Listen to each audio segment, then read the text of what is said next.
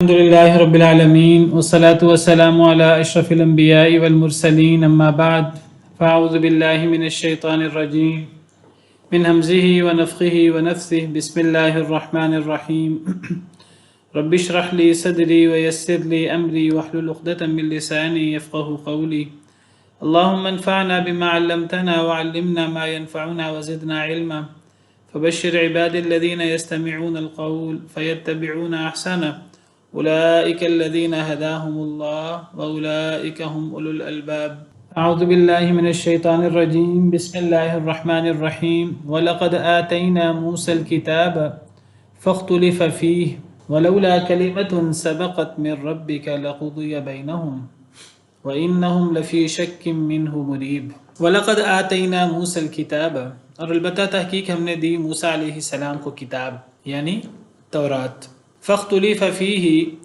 تو اختلاف کیا گیا اس میں وَلَوْلَا كَلِمَةٌ سَبَقَتْ مِنْ رَبِّكَ لَقُضِيَ بَيْنَهُمْ اور اگر نہ ہوتی بات گزر چکی آپ کے رب کی طرف سے تقدیر کی بات لَقُضِيَ بَيْنَهُمْ البتہ فیصلہ کر دیا جاتا ان کے درمیان وَإِنَّهُمْ لَفِي شَكٍّ مِّنْهُ مُرِيبٍ اور بے شک وہ البتہ شک میں ہیں اس سے شک میں ڈالنے والے شخص سے پیچھے بھی ہم نے یہ آیت نمبر 110 ہے اسی پیچھے ہم نے آیت نمبر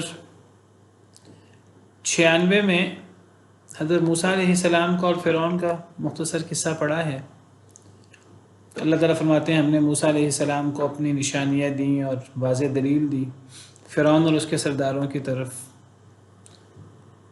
دنیا میں بھی فرعون نے اپنی قوم کی غلط قیادت کی اور آخرت میں بھی وہ قوم کو آگ میں لے جائے گا دنیا میں بھی ان پہ لعنت کی گئی آخرت میں بھی ان پر لعنت کی گئی یہ ہم پیچھے پڑھ چکے ہیں 4-5 آیات میں فرعون کے بارے میں حضرت موسیٰ علیہ السلام کے بارے میں مختصر طور پر 10-12 آیات پہلے اب دوبارہ اللہ تعالیٰ آیت نمبر 110 میں حضرت موسیٰ علیہ السلام کا ذکر کر رہے ہیں وَلَقَدْ آتَيْنَا مُوسَى الْكِتَابَ فَاخْتُلِفَ فِيهِ البتہ تحقیق ہم نے موسیٰ علیہ السلام کو کتاب دی فَاخْتُلِفَ فِيهِ تو اس میں اختلاف کیا گیا یہاں دوبارہ سیدنا موسیٰ علیہ السلام کا قصہ بیان کرنا مقصود نہیں ہے اصل میں یہ نتائج ہیں جو سورہ ہود میں انبیاء کرام علیہ السلام کے قصص سے بیان کیے جا رہے ہیں تو گویا کہ یہ اب نبی کریم صلی اللہ علیہ وسلم سے اور آپ کی قوم سے خطاب ہے قریش سے تو گویا کہ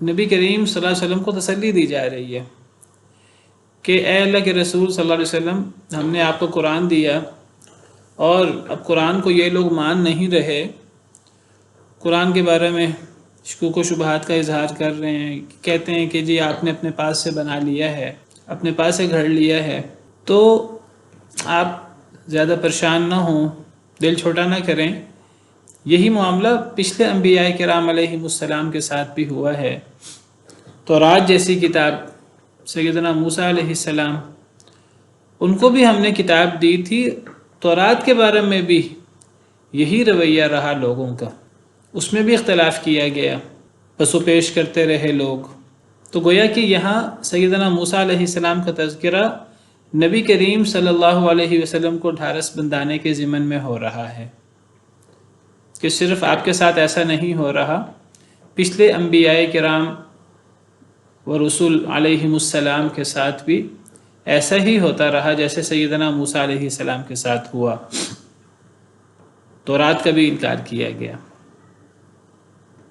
تو گویا کہ یہ ایک تسلی کا انداز ہے سیدنا موسیٰ علیہ السلام کا اور تورات کا تذکرہ کر کے کہ پہلے بھی انبیاء کرام علیہ السلام کے ساتھ کتابوں کے ساتھ یہ رویہ اختیار کیا گیا اس میں یہ بھی اشارہ موجود ہے کہ یہ موسیٰ علیہ السلام کو تورات ملی کتاب ملی پیچھے فرعون اور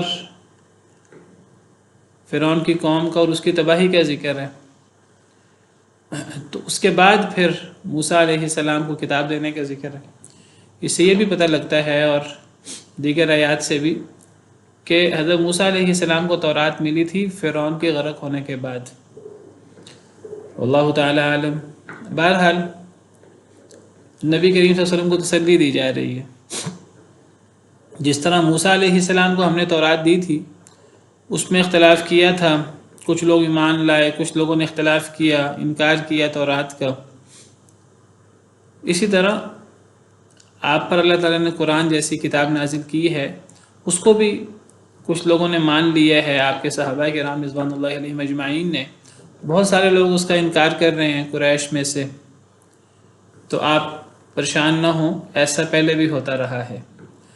وَلَوْلَا كَلِمَةٌ سَبَقَتْ مِن رَبِّكَ لَقُضِيَ بَيْنَهُمْ، اور اگر نہ ہوتی بات گزر چکی آپ کے رب کی طرف سے، البتہ فیصلہ کر دیا جاتا ان کے درمیان۔ موسیٰ علیہ السلام کو کتاب ملی، اس میں اختلاف ہوا، آپ کو کتاب ملی، اس میں اختلاف لوگ کر رہے ہیں، نہیں مان رہے قریش۔ یہ ان کا اتنا بڑا جرم ہے قریش کا کہ ان پر قرآن کے انکار کی وجہ سے عذاب آ جانا تھا، ایسا عذاب آ جاتا کہ ان کو صفحہ ہستی سے مٹا دیا جاتا۔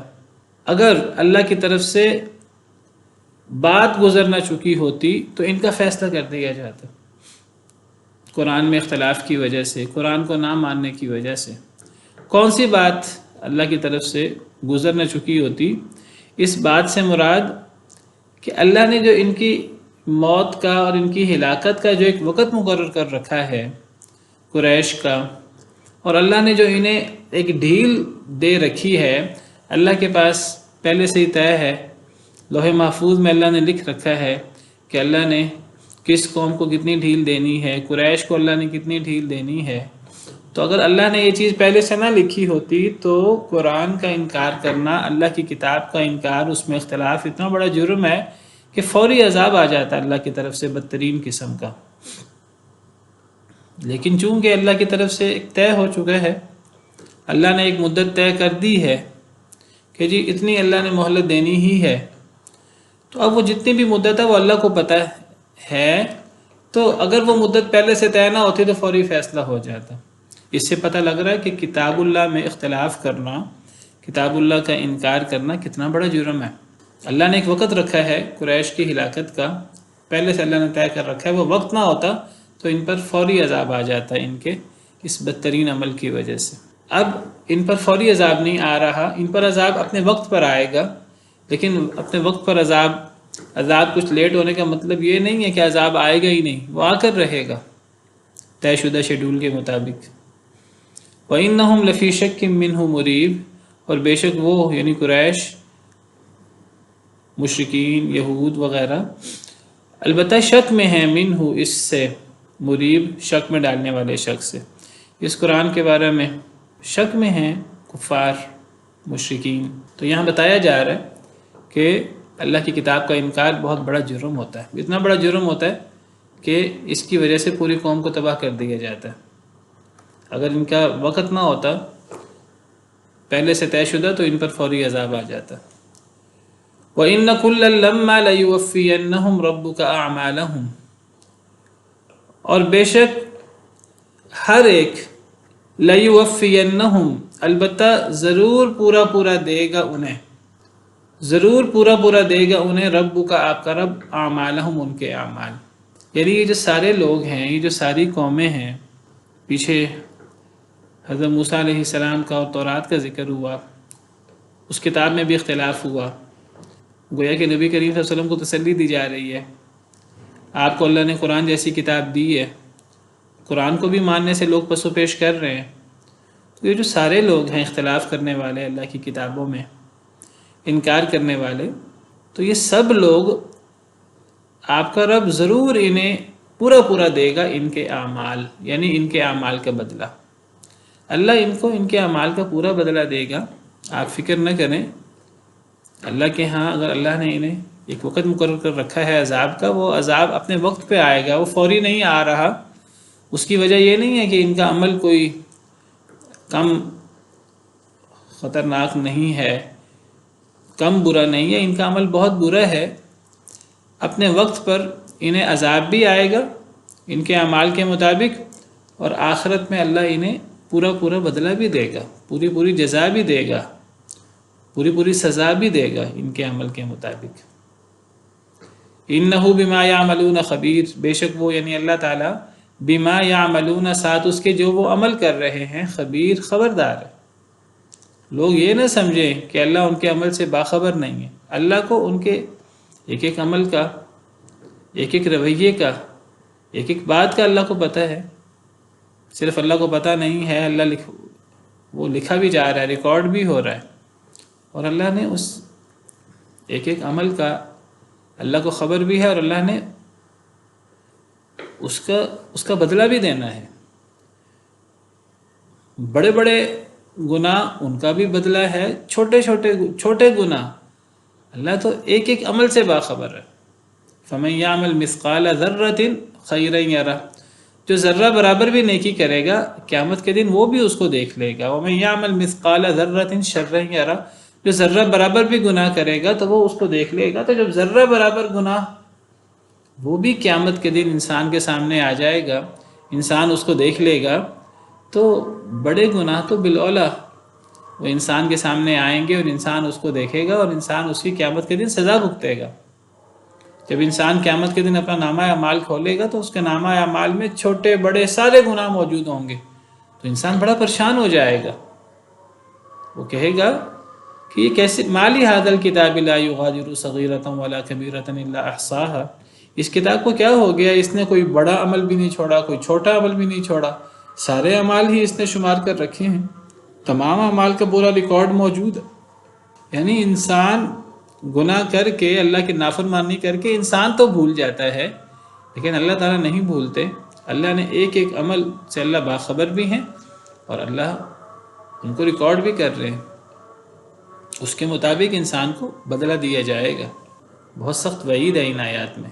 فَاسْتَقِمْ كَمَا أُمِرْتَ وَمَنْ تَابَ مَعَكَ وَلَا تَطْغَوْا إِنَّهُ بِمَا تَعْمَلُونَ بَصِيرٌ، پس استقامت اختیار کیجئے اے اللہ کے رسول صلی اللہ علیہ وسلم، کما امرت، جیسے آپ کو حکم دیا گیا ہے، ومن تاب معک، اور جو بھی رجوع کرتا ہے آپ کے ساتھ، جو بھی اللہ کی طرف رجوع کرتا ہے، جو بھی اللہ سے لو لگا لیتا ہے، معک آپ کے ساتھ۔ نبی کریم صلی اللہ علیہ وسلم خود بھی آپ کا اللہ سے رابطہ بہت مضبوط تھا، ہر وقت اللہ سے رجوع کرتے تھے، اللہ کا ذکر، اللہ کی یاد، اللہ تعالیٰ سے استغفار اور ہر چیز۔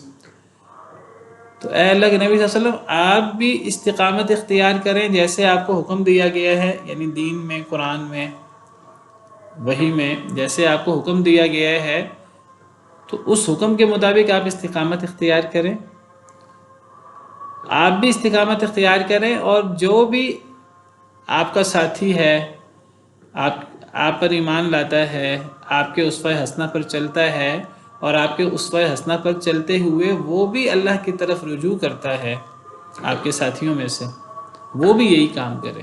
تو گویا کہ نبی کریم صلی اللہ علیہ وسلم کو، اور جو بھی نبی کریم صلی اللہ علیہ وسلم کی پیروی کا دعویٰ کرنے والا ہے، آپ کے صحابہ اور بعد میں آنے والے سارے لوگ، تمام مسلمان، آج تک آنے والے مسلمان اور قیامت تک آنے والے مسلمانوں کو حکم ہے، خطاب ہے، یہ حکم ہمارے لیے بھی ہے۔ اے اللہ کے نبی صلی اللہ علیہ وسلم، آپ استقامت اختیار کریں جیسے آپ کو حکم دیا گیا ہے، آپ بھی استقامت اختیار کریں جیسے آپ کو حکم ملا، اور آپ کے ساتھ اللہ کی طرف رجوع کرنے والے لوگ، مسلمان لوگ، وہ بھی یہی کام کریں۔ وَلَا تَطْغَوْا، اور تم سرکشی نہ کرو، تم سب حد سے نہ بڑھو۔ اِنَّهُ بِمَا تَعْمَلُونَ بَصِيرٌ، بے شک وہ یعنی اللہ تعالیٰ، بِمَا تَعْمَلُونَ بَصِيرٌ، ساتھ اس کے جو تم عمل کر رہے ہو، بصیر دیکھنے والا ہے۔ اس آیت کریمہ میں دو بڑے حکم دیے گئے ہیں، دو بڑی باتیں، ایک جس کا حکم ہے کہ یہ کام کرو، اور ایک جس سے روکا جا رہا ہے۔ یہ دونوں بہت بڑی باتیں ہیں، دین اسلام کے خاص امتیازات ہیں۔ ایک چیز استقامت ہے، ڈٹ جائے انسان، عمل چاہے تھوڑا ہو لیکن انسان پھر اس کو استقامت کے ساتھ کرے، ڈٹ جائے ایک بات پر۔ کس بات پہ ڈٹنا ہے؟ اللہ کے احکامات پہ، جیسے اللہ نے حکم دیا ہے اس کے مطابق ڈٹنا ہے،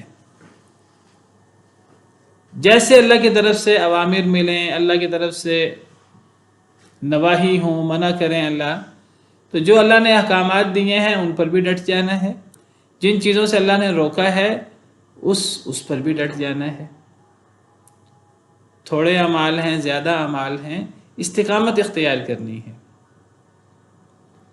نبی کو بھی یہ حکم ہے، اور یہ حکم صحابہ کرام رضوان اللہ علیہم اجمعین اور مسلمانوں کو بھی حکم ہے۔ استقامت بہت بڑی چیز ہے۔ استقامت کا مطلب یہ ہے کہ یہ نہیں ہے کہ دین، یہ انسان کچھ عرصے کے لیے دین پر عمل کر لے پھر چھوڑ دے۔ ایک دن انسان دین پہ عمل کر لے، اگلے دن چھوڑ دے۔ ایک دن جوش آیا تو انسان رات کو نماز بھی پڑھ لے، تہجد بھی پڑھ لے، روزے بھی رکھ لے کسی دن انسان، پھر انسان چھوڑ دے۔ ایک دن سچ بول لے، اگلے دن چھوڑ دے۔ ایک دن انصاف کر لے، اللہ کے احکامات پر چل لے، آگے پھر 10 دن چھوڑ دے۔ یہ دین اپنی من مانی کا، اپنی مرضی کا نہیں ہے۔ جی میں 3 نمازیں پڑھ سکتا ہوں، میں 3 نمازیں پڑھ لیتا ہوں، اللہ نے حکم دیا ہے، لیکن یہ 2 نمازیں مجھ سے پڑھی نہیں جاتی، یہ استقامت نہیں ہے۔ استقامت یہ ہے کہ اگر 3 نمازیں آپ پڑھتے ہیں، ظہر، عصر، مغرب کی، تو اگر ظہر، عصر، مغرب کی نماز پڑھنی ہے تو اس کا فائدہ تب ہے جب آپ عشاء اور فجر کی نماز بھی پڑھیں، کیونکہ اللہ کا حکم تو ساری کی ساری نمازوں کا ہے۔ اگر آپ حقوق اللہ پر عمل کرتے ہیں تو وہ ہمیشہ عمل کرنا ہے، اور صرف حقوق اللہ پر عمل نہیں کرنا، حقوق اللہ بھی اللہ کا حکم ہے، اور حقوق العباد وہ بھی اللہ کا حکم ہے، وہ بھی دین اسلام میں سے ہے۔ تو جس طرح حقوق اللہ پر عمل کرنا، اس طرح حقوق العباد پہ بھی عمل کرنا ہے۔ اگر حقوق العباد صلہ رحمی، ایک بندہ لوگوں کے ساتھ معاملات میں اچھا ہے، تو یہ نہیں ہے کہ میں حقوق العباد میں اچھا ہوں، حقوق اللہ مجھ سے نہیں ہوتے۔ حقوق اللہ بھی اللہ کا حکم ہے، حقوق العباد بھی اللہ کا حکم ہے۔ تو صرف صلہ رحمی، صرف لوگوں کے ساتھ اچھا معاملہ کر لینا، نماز، روزہ، زکوٰۃ، حج کا کوئی پتہ نہ ہو کسی انسان کو، تو یہ بھی استقامت کے خلاف ہے۔ ایک بندہ کہے کہ میں اپنے پرائیویٹ معاملات میں، گھر کے اندر، مسجد کے اندر میں اللہ کے حکم پر عمل کر لیتا ہوں، تو بھائی اگر آپ گھر کے اندر، مسجد میں، پرائیویٹ معاملات میں، ذاتی معاملات میں اللہ کے حکم پر عمل کرتے ہیں، حقوق اللہ پر، حقوق العباد پر، تو پھر آفس میں کیوں نہیں عمل کرتے؟ پھر پارلیمنٹ میں کیوں نہیں عمل کرتے؟ پھر یونیورسٹی کے اندر کیوں نہیں عمل کرتے؟ پھر کھیل کے میدان میں کیوں نہیں عمل کرتے؟ پھر کاروباری میدان میں کیوں نہیں عمل کرتے؟ پھر بین الاقوامی معاملات میں کیوں نہیں عمل کرتے؟ یہ تو استقامت نہ ہوئی کہ انسان اپنی مرضی کے مطابق دین پر عمل کرے۔ استقامت یہ ہے کہ اللہ کی بات ماننی۔ اگر ایک انسان لا الہ الا اللہ محمد رسول اللہ پڑھتا ہے، کہتا ہے آمنت باللہ، میں اللہ پر ایمان لاتا ہوں، میں مومن ہوں، میں مسلمان ہوں، تو استقامت کا تقاضا یہ ہے کہ پھر اللہ کے ہر بات کو ماننا ہے، اور ہر بات کو ماننا ہے، اور چند دنوں کے لیے وقتی طور پر نہیں، بلکہ ہمیشہ ماننا ہے۔ اللہ کے نزدیک اعمال کی کثرت کی کوئی اہمیت نہیں ہے، اللہ کے نزدیک دوام کی اہمیت ہے۔ اعمال انسان کم کرے لیکن استقامت کے ساتھ کرے، کوالٹی کے ساتھ کرے۔ اللہ یہ دیکھتے ہیں کہ کس انسان کا عمل اچھا ہے، اللہ یہ نہیں دیکھتے کس انسان کا عمل زیادہ ہے۔ الذی خلق الموت والحیات لیبلوکم ایکم احسن عملا، اللہ نے زندگی موت کو پیدا کیا تاکہ اللہ تمہیں آزمائے، تم میں سے کون اچھا عمل کرتا ہے۔ اچھا عمل کرنا ہے اور استقامت کے ساتھ کرنا ہے۔ چاہے انسان تھوڑا عمل کرے، ایک انسان تھوڑی نیکی کر لے، تھوڑے روزے رکھ لے، لیکن استقامت کے ساتھ کرے، بہت زیادہ اعمال نہ بھی کرے اگر وہ اللہ نے فرض نہیں کیے۔ فرض چیزیں تھوڑی ہیں، زیادہ چیزیں سنت ہیں یا نفل ہیں۔ ایک انسان سنت اور نوافل پر بہت شدت سے عمل کرے لیکن دوسری بہت سارے احکامات چھوڑ دے، یا جیسے میں نے ذکر کیا کہ انسان مخصوص مدت کے لیے عمل کر لے، چند دنوں کے لیے عمل کر لے۔ استقامت دین کا بڑا ایک بنیادی حکم ہے۔ قرآن کریم میں ایک اور جگہ پر اللہ تعالیٰ فرماتے ہیں استقامت کا فائدہ کیا ہے کہ ان الذین قالوا ربنا اللہ ثم استقاموا سورہ حامیم سجدہ، جس کو سورہ فصلت بھی کہتے ہیں، آیت نمبر 30 ہے۔ بے شک وہ لوگ جنہوں نے کہا ہمارا رب اللہ ہے، ثم استقاموا، پھر وہ ڈٹ گئے اس پر، تتنزل علیہم الملائکۃ، نازل ہوتے ہیں ان کے اوپر فرشتے، اللہ تخافوا ولا تحزنوا، یہ کہ تم نہ خوف کھاؤ نہ غم کرو، وابشروا بالجنۃ التي کنتم توعدون، بشارت حاصل کرو جنت کی جس کا تمہیں وعدہ دیا جاتا تھا۔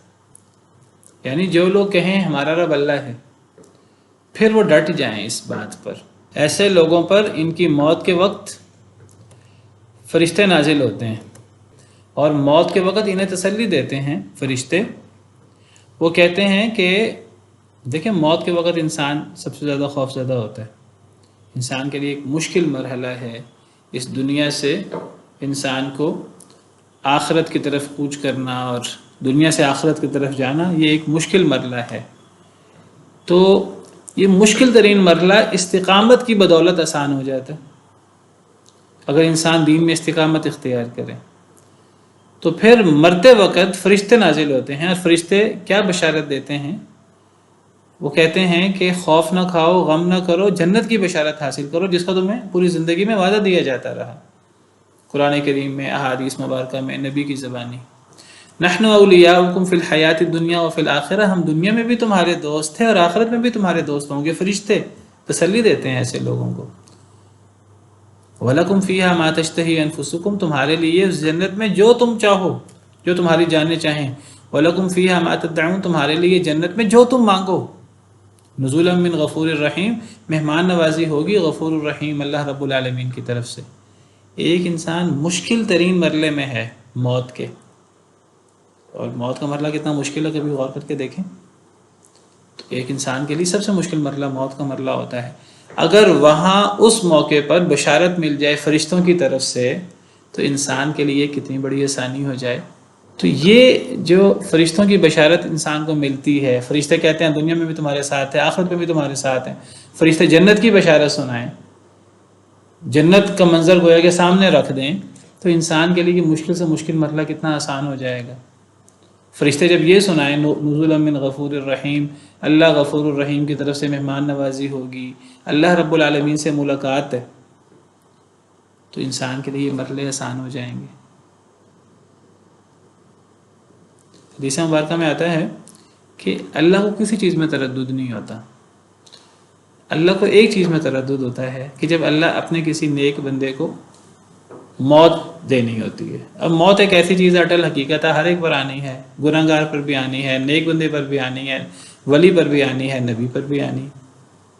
وما جعلنا لبشر من قبلک الخلد افإن مت فهم الخالدون، اللہ نے کسی بشر کو ہمیشگی نہیں دی۔ اے نبی، جب آپ نے مر جانا ہے تو یہ زندہ رہیں گے، یہ بھی زندہ نہیں رہیں گے، ہر ایک پہ کل نفس ذائقۃ الموت۔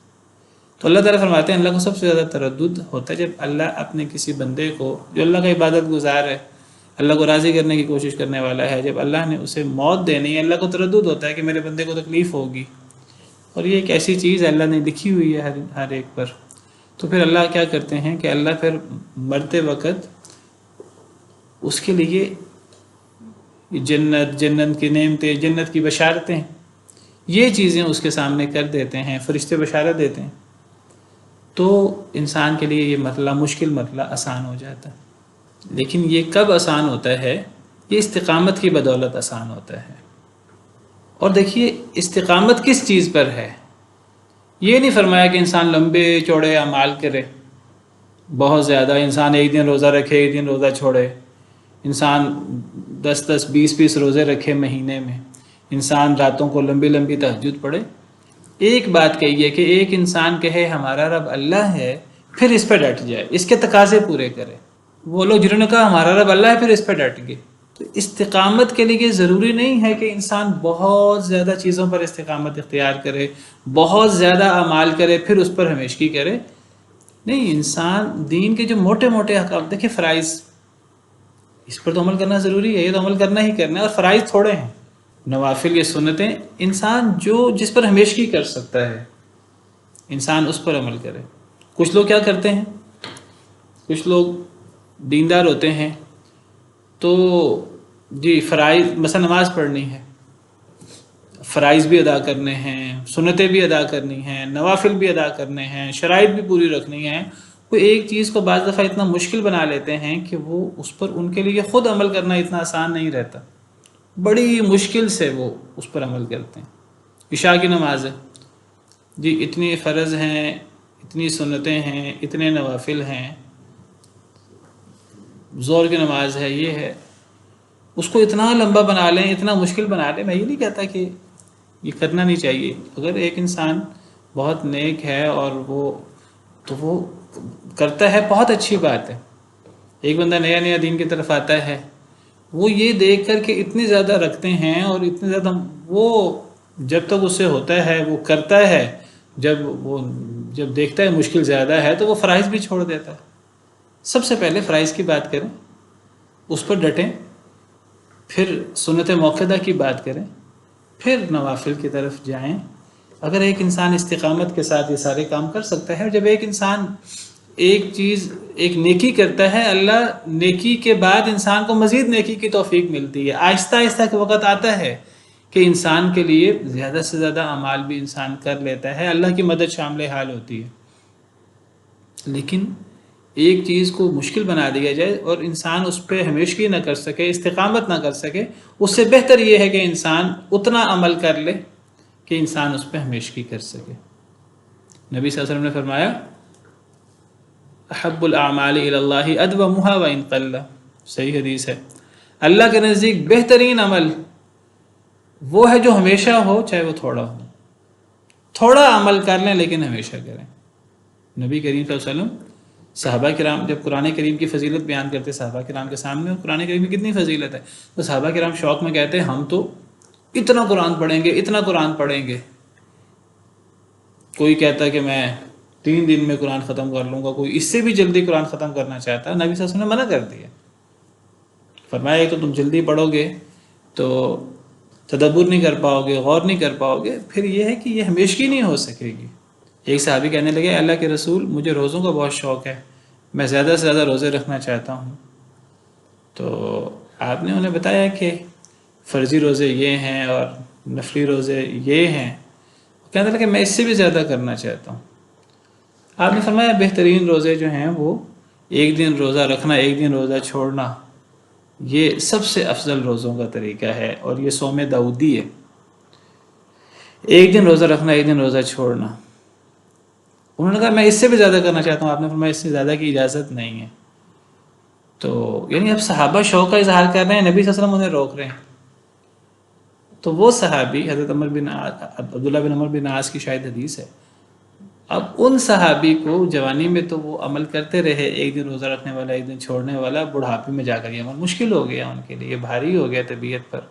کہنے لگے کاش کہ میں نبی صلی اللہ علیہ وسلم نے جو ریلیکسیشن دی تھی اس پہ میں عمل کر لیتا، اب چونکہ میں نبی صلی اللہ علیہ وسلم سے بات کر چکا ہوں، اب مجھے بڑھاپے میں بھی اس پہ عمل کرنا ہے، ایک دن روزہ رکھنا، ایک دن چھوڑنا، لیکن بڑا مشکل ہو گیا۔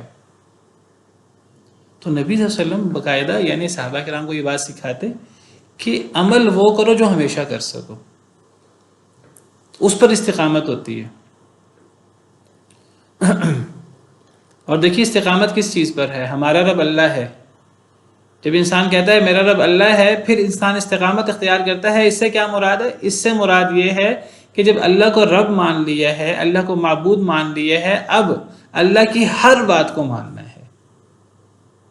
استقامت یہ نہیں ہے جیسے میں نے شروع میں کہا کچھ باتیں انسان مان لے، کچھ باتیں انسان چھوڑ دے۔ حقوق اللہ پر جی میں تو بس نماز روزہ صحیح کر سکتا ہوں، مجھ سے حقوق العباد پہ صحیح عمل نہیں ہوتا، میں تو لوگوں کے ساتھ صلہ رحمی کر سکتا ہوں، لوگوں کو میں صدقہ خیرات دے سکتا ہوں، مجھ سے حقوق اللہ پر عمل درآمد نہیں ہوتا۔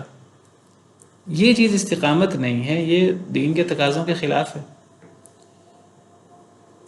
ایک صحابی نبی صلی اللہ علیہ وسلم کی خدمت میں آئے، عرض کرنے لگے اے اللہ کے رسول صلی اللہ علیہ وسلم دین کے احکامات بہت زیادہ ہیں، مجھے مختصر بات بتائیے، میں اس کو شدت سے اس پہ عمل کروں گا، باقاعدگی سے عمل کروں گا، لیکن مجھے زیادہ تفصیل نہ بتائیے، موٹی سی بات بتا دیں۔ تو نبی صلی اللہ علیہ وسلم نے فرمایا قل آمنت باللہ ثم استقم، تو کہہ کہ میں اللہ پر ایمان لایا پھر اس پہ ڈٹ جا۔ یہ ربنا اللہ آپ کہہ دیجئے پھر اس پر استقامت اختیار کرنا، یا آمنت باللہ آپ کہہ دیجئے پھر اس پر استقامت اختیار کرنا، یا لا الہ الا اللہ آپ پڑھ لیں محمد الرسول اللہ، پھر اس پر استقامت اختیار کرنا، اس میں پورا دین آ جاتا ہے۔ یعنی جب آپ نے آمنت باللہ کہہ دیا ہے کہ میں اللہ پر ایمان لایا، تو اللہ پر ایمان میں اللہ کو رب ماننا بھی ہے، اللہ کو ایک ماننا بھی ہے، رب ہونے میں بھی، الوہیت میں بھی، اسماء و صفات میں بھی، اور اللہ کے احکامات کو ماننا ہے۔ اللہ کے احکامات میں سے اللہ نے فرمایا یہ میری وحی ہے، قرآن اور سنت، اس کو مانو، یہ میرے نبی ہیں، ان نبی کی بات مانو۔ تو اس میں اللہ کے سارے اوامر آ جاتے ہیں، اللہ کی ساری نواہی آ جاتی ہیں۔ تو یہ حکم کہنے کو مختصر لگتا ہے، آسان لگتا ہے، فاستقم کما امرت، لیکن یہ اس میں پورا دین آ جاتا ہے، اور اس میں اصل زور استقامت پر اور ہمیشگی پر ہے۔ انسان فرائض کو سب سے پہلے، سب سے زیادہ اللہ کو فرائض پسند ہے۔ حدیث مبارکہ میں ہے، اللہ تعالیٰ فرماتے ہیں کہ اللہ نے لوگوں پر جو چیزیں فرض کی ہیں اس سے زیادہ اللہ کو کوئی عمل محبوب نہیں ہے۔ سب سے پہلے انسان فرائض پر عمل کرے۔ یہ کیسا دین ہے کہ انسان فرائض چھوڑ دے اور نوافل کو انسان اختیار کر لے؟ یہ کوئی نیکی نہیں ہے، اور یہ کوئی عقل مندی نہیں ہے۔ ایک طرف انسان جو ہے وہ حقوق العباد بڑے اہتمام سے کرتا ہو، صدقہ خیرات بہت کرتا، وہاں سے نمازیں چھوڑتا ہو۔ سب سے پہلے فرائض، اگر ایک انسان فرائض کر سکے پھر اس کے بعد انسان سنن پہ آئے، انسان بڑھاتا رہے اپنا عمل آہستہ آہستہ، اگر وہ استقامت اختیار کر سکتا ہے تو بہت مختصر کہنے کو حکم ہے، لیکن بہت گہرائی ہے اس حکم کے اندر، اور یہ مشکل ہے۔ فاستقم کما امرت ومن تاب معک، استقامت اختیار کریں جیسے آپ کو حکم دیا گیا ہے۔ ومن تاب معک، یہ حکم نبی کو بھی ہے، اور جو نبی کے ساتھ ایمان لایا ہے اور جو توبہ کرتا ہے، رجوع کرتا ہے اللہ کی طرف نبی کے ساتھ، جو نبی کا امتی ہے، اس کا بھی یہی کام ہے۔ یہ پہلا حکم ہے اس آیت پہ جو بہت اہم ہے، کہنا کوئی مختصر حکم لگتا ہے۔ دوسرا حکم جو بہت اہم ہے وہ ہے ولا تطغوا۔ یہ مختصر سی آیت ہے، لیکن اس کے اندر دو بڑے حکم دیے گئے ہیں۔ کہا گیا ہے کہ اس آیا نے رسول صلی اللہ علیہ وسلم کو بوڑھا کر دیا۔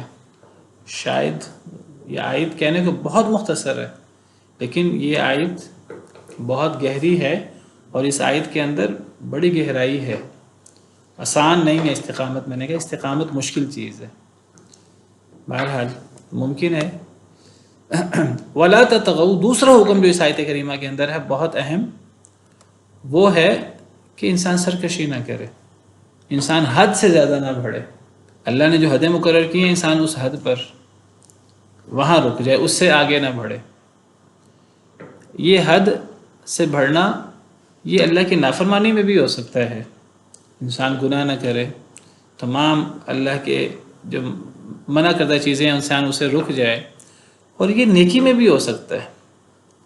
یعنی اللہ نے ایک حد مقرر کی ہوتی ہے، اس حد سے آگے بڑھنا غلو ہو جاتا ہے۔ ایک انسان کہ جی میں نے صدقہ کرنا ہے، میں نے خیرات کرنی ہے، میں نے اتنا صدقہ کرنا ہے، میں نے سارا مال ہی صدقہ کر دینا، یہ بھی صحیح نہیں ہے، یہ بھی افراط و تفریط ہے۔ ایک انسان نبی سے، ولیوں سے اتنی محبت کرے، اتنی محبت انسیت رکھے کہ ان کے مقام سے ہی ان کو بڑھا دے، یہ بھی اس کے اندر آ جاتا ہے۔ اللہ کی حدیں ہیں، اللہ کی حدوں پر انسان برقرار رہے۔ دیکھیے نیکی زیادہ کرنا، اس سے زیادہ بہتر ہے انسان گناہ سے بچے۔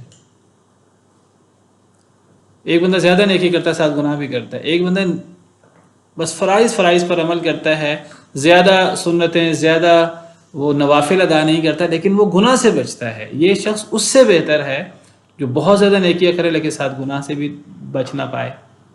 زیادہ بہتر وہ شخص ہے جو سرکشی سے بچ جائے۔ اللہ کے حرام کردہ چیزیں، اللہ کی منع کردہ چیزیں وہ انسان سے سرزد ہو جائیں تو یہ بھی سرکشی ہے۔ اِنَّهُ بِمَا تَعْمَلُونَ بَصِيرٌ، بے شک وہ ساتھ اس کے جو تم عمل کر رہے ہو بہت دیکھنے والا ہے۔ جس طرح اللہ تعالیٰ کفار کے اعمال کو جاننے والا ہے، خبردار ہے، اسی طرح اللہ تعالیٰ نیک لوگوں کے، مسلمانوں کے اعمال کو بھی اللہ دیکھنے والا ہے۔ ایک ایک عمل کو اللہ دیکھ رہا ہے۔ برے اعمال ہیں، چھوٹے ہیں یا بڑے، ذرہ برابر برا عمل ہے، اللہ اس کو بھی دیکھ رہا ہے، اور نیک عمل ہیں اللہ ان کو بھی دیکھ رہا ہے، چھوٹے اعمال ہیں کہ بڑے اعمال ہیں۔ فَمَن يَعْمَلْ مِثْقَالَ ذَرَّةٍ خَيْرًا يَرَهُ وَمَن يَعْمَلْ مِثْقَالَ ذَرَّةٍ شَرًّا يَرَهُ وَلَا تَرْكَنُوا إِلَى الَّذِينَ ظَلَمُوا فَتَمَسَّكُمُ النَّارُ، اور نہ جھکو ان لوگوں کی طرف جنہوں نے ظلم کیا، فتمسکم النار، تو چھوئے گی تمہیں آگ، وما لکم من دون اللہ من اولیاء، نہیں ہے تمہارے لیے اللہ کے علاوہ کوئی ولی، کوئی معبود، ثم لا تنصرون، پھر تم مدد بھی نہیں کیے جاؤ گے۔ اب ایک اور حکم ہے اس آیت کریمہ میں، ایک اور بڑی چیز سے منع کیا گیا ہے، ایک بڑی غلطی سے منع کیا گیا، وہ کیا چیز ہے؟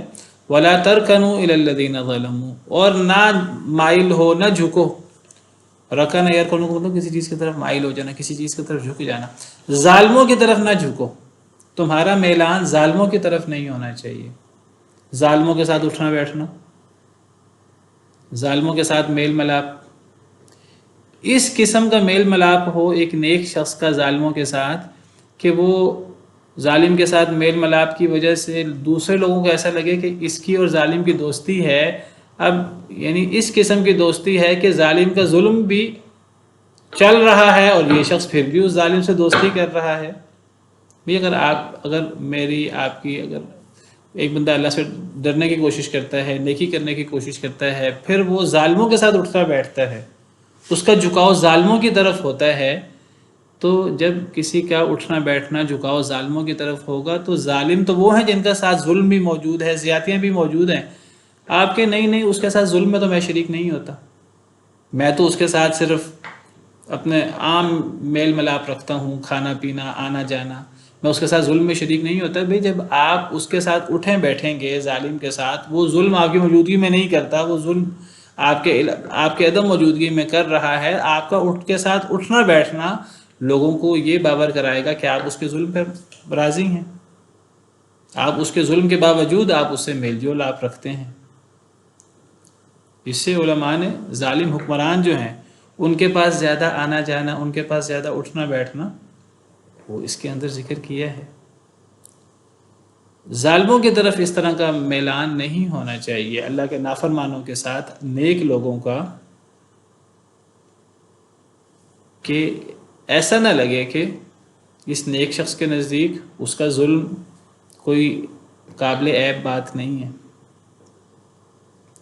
ظالموں کے ساتھ میل ملاپ نہیں ہونا چاہیے، ان کی طرف میلان نہیں ہونا چاہیے، اگر ہوگا تو پھر تمہیں آگ چھوئے گی، آگ کی سزا ملے گی، اور تمہارا اللہ کے علاوہ کوئی مددگار بھی نہیں ہوگا، پھر تمہاری مدد بھی نہیں ہوگی۔ بڑا سخت انداز ہے ظالموں کے ساتھ اٹھنا بیٹھنا۔ حدیث مبارکہ میں آتا ہے کہ تمہارے دسترخوان پہ نیک لوگوں کو آنا چاہیے، لا یأکل طعامک الا تقی، تیرا کھانا نیک لوگ کھائیں، نیک لوگوں کے ساتھ انسان کی دوستی ہونی چاہیے، انسان کا اٹھنا بیٹھنا اچھے لوگوں میں ہونا چاہیے۔ ہاں اس سے یہ مراد نہیں ہے کہ انسان کسی ظالم یا گنہگار کے ساتھ انسان بات چیت بھی نہیں کر سکتا، انسان اس کے ساتھ اٹھ بیٹھ بھی نہیں سکتا، جہاں مجبوری ہے وہاں انسان اس کے ساتھ ضرورت کی بات چیت کر سکتا ہے، اگر دعوت دینی ہو تو انسان اس کے ساتھ میل ملاپ رکھ سکتا ہے دعوت دینے کے لیے، دعوتی مقاصد کے لیے، لیکن وہ اس انداز کا میل ملاپ نہ ہو کہ ایک نیک شخص کے ساتھ اٹھنا بیٹھنا اور ایک برے شخص کے ساتھ، ایک ظالم کے ساتھ اٹھنا بیٹھنا ایک جیسا، فرق ہونا چاہیے۔ کسی کے پاس کام ہے اور کام مجبوری ہے تو ایک الگ چیز ہے، مجبوری کے حد تک انسان معاملہ کر لے، لیکن دوستی میل ملاپ تعلق وہ نیک لوگوں کے ساتھ ہونا چاہیے۔ نبی صلی اللہ علیہ وسلم نے فرمایا کہ المرء علی دین خلیلہ، انسان اپنے دوست کے دین پر ہوتا ہے۔ فلینظر احدکم الی من یخالل، ایک بندے کو دیکھنا چاہیے کہ وہ کن قسم کے لوگوں کو دوست بنا رہا ہے، کن لوگوں کے ساتھ اٹھتا بیٹھتا ہے۔ یعنی یہ کہنا کہ نہیں جی میں تو گناہ نہیں کرتا، میں تو غلطی نہیں کرتا، وہ تو فلاں میرا دوست کرتا ہے، میں اس کے ساتھ گناہ میں غلطی میں شریک بھی نہیں ہوتا اور وہ میری موجودگی میں گناہ کرتا بھی نہیں ہے۔ آپ کی پہچان ہی آپ کے دوست سے ہوتی ہے۔ اگر ایک بندہ نشہ کرتا ہے اس کے ساتھ ہم دوستی کر لیتے ہیں، ہماری موجودگی میں وہ نہیں کرتا لیکن وہ معروف ہے نشہ کرنے میں، اس کے ساتھ ہمارا اٹھنا بیٹھنا نہیں ہونا چاہیے۔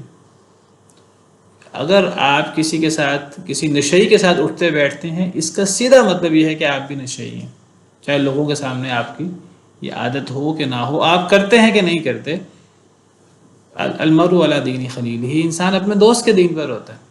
اگر آپ کا دوست برا ہے، اگر آپ کے اندر وہ برائی نہیں ہے، تو اگر آپ کا دوست برا ہے اور آپ اس دوست کے ساتھ اٹھتے بیٹھتے ہیں تو گویا کہ وہ برائی آپ کے اندر موجود ہے۔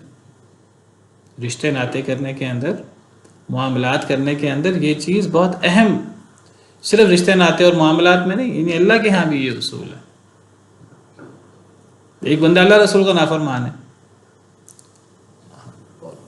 ہم اس کے ساتھ اٹھتے بیٹھتے ہیں، ہم کہ نہیں، وہ ہماری موجودگی میں یہ نہیں کرتا۔ بھئی اگر وہ اللہ کا نافرمان ہے اور مشہور ہے اللہ کا نافرمان، آپ اس کے ساتھ کیوں اٹھتے بیٹھتے ہیں؟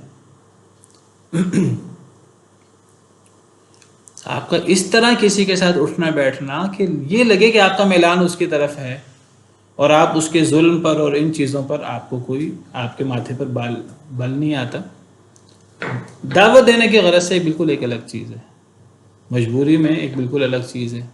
عام روٹین میں بعض دفعہ کولیگ ہوتے ہیں، ضرورت کی حد تک انسان کسی سے معاملہ رکھے، وہ ایک الگ چیز ہے، لین دین ہو سکتا ہے ضرورت کی حد تک۔ نبی صلی اللہ علیہ وسلم بھی کفار کے ساتھ لین دین رکھتے تھے، لیکن وہ دلی میلان، جھکاؤ نہیں ہونا چاہیے، جس کو آپ دلی میلان کہتے ہیں، دوستی کہتے ہیں، وہ دوستی نہیں ہونی چاہیے۔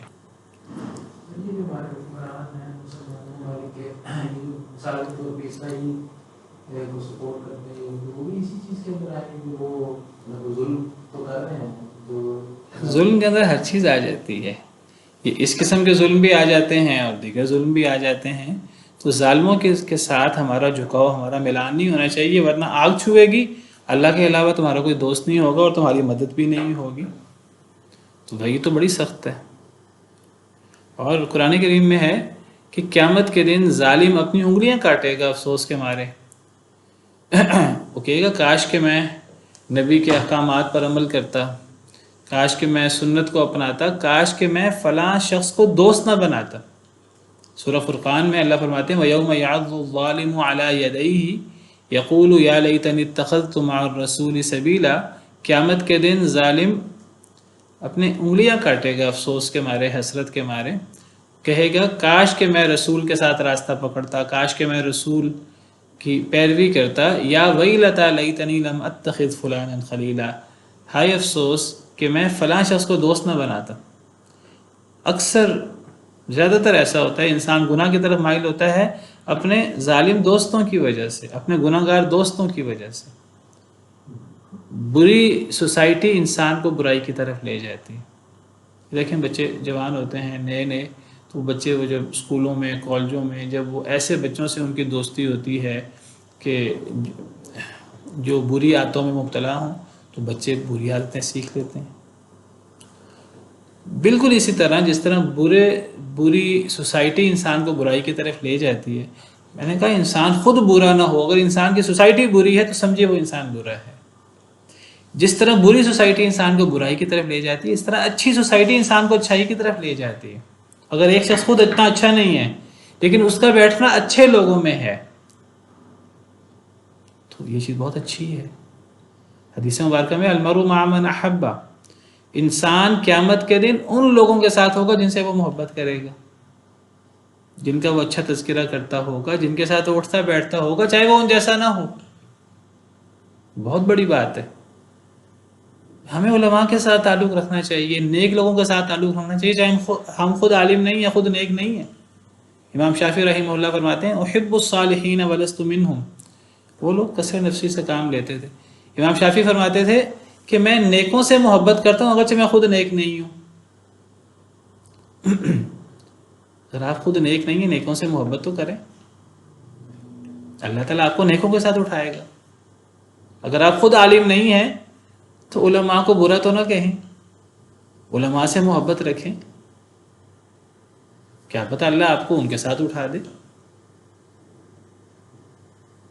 اگر آپ کا اٹھنا بیٹھنا ایسے لوگوں کے ساتھ ہو جو قرآن پڑھتے ہیں، جو اچھے دروس میں شریک ہوتے ہیں، کبھی آپ بھی کسی درس میں شریک ہو گئے، چاہے ایک پروگرام کے ساتھ شریک نہیں ہوئے، احادیث مبارکہ میں آتا ہے کہ جو لوگ اس قسم کے اچھی محفلوں میں، اچھے ذکر کی مجلسوں میں شریک ہو جاتے ہیں، چاہے انٹینشنلی شریک نہ ہوں، تو جب اللہ تعالیٰ ایسے لوگوں کو معافی دیتے ہیں، تو اللہ ایسے لوگوں کو معافی جب دیتے ہیں تو ایک بندہ اپنے کام سے آنے والا اتفاقی طور پر اس مجلس میں آنے والا، اس کی بھی بخشش ہو جاتی ہے۔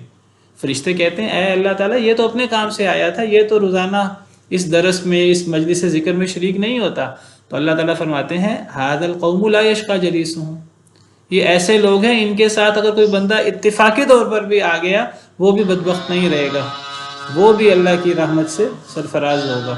فرمایا وَأَقِمِ الصَّلَاةَ طَرَفَيِ النَّهَارِ وَزُلَفًا مِّنَ اللَّيْلِ إِنَّ الْحَسَنَاتِ يُذْهِبْنَ السَّيِّئَاتِ ذَلِكَ ذِكْرَىٰ لِلذَّاكِرِينَ، اور قائم کیجئے نماز کو، واقم اور قائم کریں اے اللہ کے رسول صلی اللہ علیہ وسلم۔ نبی صلی اللہ علیہ وسلم کو حکم ہے اور آپ کے واسطے سے پوری امت کو حکم دیا جا رہا ہے، اور قائم کریں نماز طرفی النہاری، دن کے دونوں اطراف میں، وزلفا من اللیل، اور رات کی گھڑیوں میں، ان الحسنات یذہبن السیئات، بے شک نیکیاں لے جاتی ہیں برائیوں کو، ذالک ذکریٰ للذاکرین، یہ نصیحت ہے نصیحت حاصل کرنے والوں کے لیے۔ نماز قائم کریں دن کے دونوں اطراف میں اور رات کی گھڑیوں میں۔ یہ مکی صورت ہے، سورہ ہود۔ 5 نمازیں یہ معراج کے موقع پر فرض کی گئی ہیں، فجر، ظہر، عصر، مغرب، عشاء۔ اس سے پہلے کہا جاتا ہے اس آیت کریمہ اور دیگر آیات کریمہ کی روشنی میں کہ 2 نمازیں دن میں فرض تھیں مسلمانوں کے لیے، یعنی معراج میں تفصیلی طور پر نماز اور نمازوں کے اوقات اور نمازوں کی فرائض، سنتیں، نوافل، اوقات، اذانیں، پہلا وقت کیا ہے، آخری وقت کیا ہے، یہ تفصیلات معراج کے موقع پر جب آپ کو نمازوں کا تحفہ دیا گیا تو اس وقت یہ چیزیں طے ہوئیں۔ اس سے پہلے بھی نبی صلی اللہ علیہ وسلم اور مسلمان نماز پڑھتے تھے، جیسے ہی نبی صلی اللہ علیہ وسلم کو اللہ نے نبوت سے سرفراز کیا ہے اور آپ کی دعوت پر لوگ مسلمان ہوئے ہیں تو نمازیں شروع سے ہی نبی صلی اللہ علیہ وسلم بھی پڑھتے تھے، صحابہ کرام بھی پڑھتے تھے۔ وہ نمازیں 5 نمازیں نہیں تھیں، ان تفصیلات کے ساتھ نہیں تھیں جو بعد میں تفصیلات آئیں، بلکہ وہ 2 نمازیں تھیں دن میں، رات کی نماز تھی۔ تو قائم کریں نماز کو دن کے دونوں اطراف میں، دن کے دونوں طرفیں، ایک پہلی طرف اور ایک دوسری طرف، یعنی دن کے شروع میں اور دن کے آخر میں، یعنی فجر کی نماز اور مغرب کی نماز یا عصر کی نماز۔ قرآن کریم میں کئی جگہ پر، خاص طور پر مکی صورتوں میں، سورج طلوع ہونے سے پہلے اللہ کے ذکر کا حکم ہے اور سورج غروب ہونے سے پہلے اللہ کے ذکر کا حکم ہے۔ وَاصْبِرْ عَلَىٰ مَا يَقُولُونَ وَسَبِّحْ بِحَمْدِ رَبِّكَ قَبْلَ طُلُوعِ الشَّمْسِ وَقَبْلَ الْغُرُوبِ، اللہ کی تسبیح بیان کریں اللہ کی حمد کے ساتھ سورج طلوع ہونے سے پہلے اور سورج غروب ہونے سے پہلے۔ تو سورج طلوع ہونے سے پہلے اور سورج غروب ہونے سے پہلے یہی نمازیں مراد ہیں، فجر کی نماز، عصر کی نماز۔ تو دن کے دونوں اطراف، دونوں کنارے، فجر اور عصر یا فجر اور مغرب، تو یہ 2 نمازیں دن میں تھیں، تو یہ 2 نمازیں پڑھیں۔ اور رات کی گھڑیوں میں تہجد، پہلے تہجد بھی فرض تھی، پھر بعد میں فرضیت اس کی ختم کر دی گئی۔ بعض کہتے ہیں کہ نبی صلی اللہ علیہ وسلم کے لیے فرضیت باقی رہ گئی، باقی مسلمانوں پر فرضیت ختم کر دی گئی سورہ مزمل کے آخر میں۔ بعض کہتے ہیں نبی صلی اللہ علیہ وسلم سے بھی فرضیت ختم کر دی گئی تہجد کی۔ بہرحال 2 نمازیں بہت اہم ہیں، فجر کی اور عصر کی، ان کی بڑی فضیلت ہے۔ تو یہ معراج سے پہلے 2 نمازیں پہلے تھیں۔ ان الحسنات یذہبن السیئات، بے شک نیکیاں لے جاتی ہیں برائیوں کو۔ یہ بہت بڑا اصول ہے کہ اگر ایک انسان اللہ کا نافرمان ہو، گناہ گار ہو، وہ انسان اپنے گناہوں سے معافی چاہتا ہے تو یہ انسان توبہ کرے، اس کے علاوہ طریقہ کار یہ انسان نیکی کرے۔ نیکی کرنے سے انسان کے گناہ معاف ہوتے رہتے ہیں، نیکیاں گناہوں کو لے جاتی ہیں، برائیوں کو لے جاتی ہیں۔ نیکی کرنے سے انسان کو نیکی کی توفیق ملتی ہے، گناہ معاف ہوتے رہتے ہیں، گناہ توبہ سے بھی معاف ہوتے ہیں اور گناہ نیکی سے بھی معاف ہوتے ہیں۔ حدیث مبارکہ میں آتا ہے، صحیح مسلم کی حدیث ہے، نبی صلی اللہ علیہ وسلم نے فرمایا الصلوات الخمس والجمعۃ الی الجمعۃ ورمضان الی رمضان مکفرات ما بینہن اذا اجتنب الکبائر. 5 نمازیں جمعہ سے جمعہ.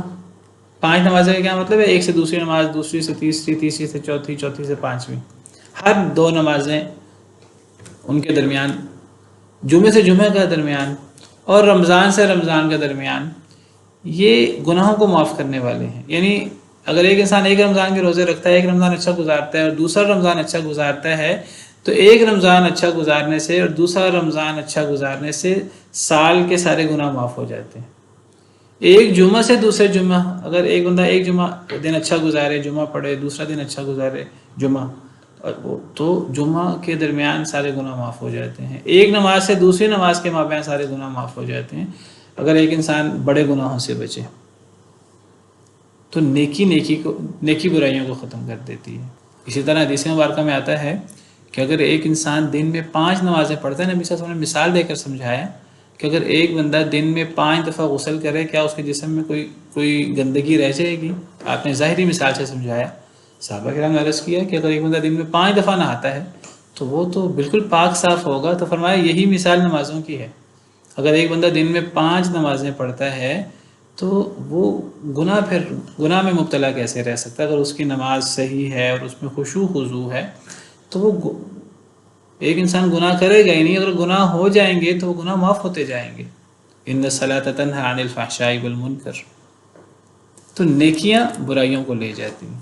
تو برائی سے بچنے کا ایک طریقہ برائیوں کو معاف کرنے کا توبہ ہے، اور ایک طریقہ جو ہے وہ نیکیاں کرنا بھی ہے. جس مبارکہ میں آتا ہے ایک شخص آپ کے پاس آیا، عرض کرنے لگا اللہ کے رسول مجھے پاک کریں، مجھ سے بڑا گناہ ہو گیا ہے. آپ خاموش رہے، آپ نے پوچھا نہیں کیا گناہ ہوا ہے. نماز کا وقت آ گیا، نماز پڑھی. آپ نے پوچھا وہ شخص کدھر ہے؟ تو عرض کرنے لگا میں ہوں. فرمایا ہمارے ساتھ نماز پڑھی ہے تم نے؟ اس نے کہا نماز پڑھی ہے. فرمایا اللہ نے تمہارا گناہ معاف کر دیا ہے. اور پھر آپ نے یہ آیت کریمہ تلاوت کی، ان الحسنات یذھبن السیئات. اگر ایک انسان سے کوئی گناہ ہو، کوئی کمی کوتاہی ہو، تو انسان نوافل پڑھے، انسان صدقات کرے، نیکی کرے ایسی توبہ کے علاوہ، تو نیکیاں بھی برائیوں کو لے جاتی ہیں. ذالک ذکریٰ للذاکرین، یہ نصیحت ہے ذاکرین کے لیے، ذکر کرنے والوں کے لیے. واصبر، اور صبر کیجئے. فإن اللہ لا یضیع اجر المحسنین، بس بے شک اللہ تعالیٰ نہیں ضائع کرتا نیک لوگوں کے اجر کو. صبر کا حکم ہے، اور جو انسان نیکی کرتا ہے تو اللہ نیکی کو کبھی بھی ضائع نہیں کرتا. نیکی کا انسان کو فائدہ ہو کے رہتا ہے. سبحان ربک رب العزت عما یصفون وسلام علی المرسلین والحمد للہ رب العالمین.